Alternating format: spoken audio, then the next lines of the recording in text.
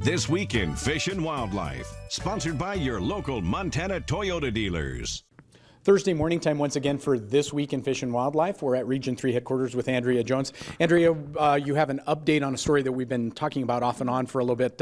What's going on with all of this? Right. Well, we've been talking for weeks about the increased surveillance efforts we've put forth to look for chronic wasting disease in Montana, as we knew we had it very close to our border in Wyoming, and unfortunately, or fortunately, we did find a suspect sample at this point. So what that means is one deer taken out of Region 5, which is to our east, in that area where we did suspect we might see it first. That's why it was a priority surveillance area.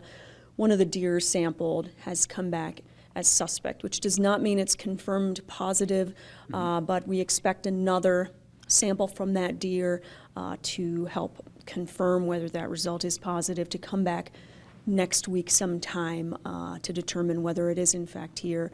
We kind of suspected that that might be the case, and that's what this is for, to hopefully contain it. Presumably, you would wonder, what are we doing? Immediately, Incident Command has met to discuss the next steps, which are in place based on CWD response plan.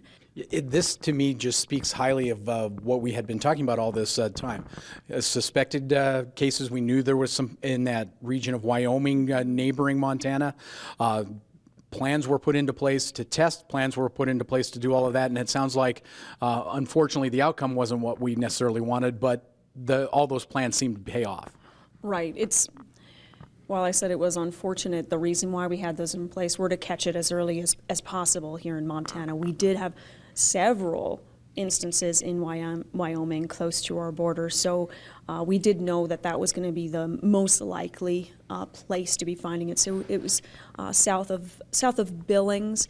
So really important for all of our folks, especially in Eastern Region 3 as our priority area, and all the way to Billings and beyond, that folks that are hunting deer, elk, moose, any cervid, please stop at a check station and have your meat sampled.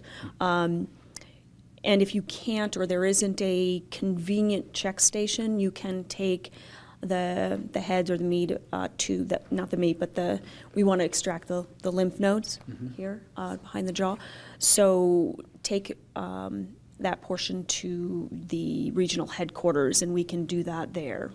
We know there's one case, that's all we know at this point, but do we feel like we're in a good place to be able to handle this now that we do know it's here? We've got confirmation of that. You say all the steps are in place to start tackling this? The plan and the people are in place, so that is a good thing. Obviously, it's not great to know that we have it here, but we expected that it would be here.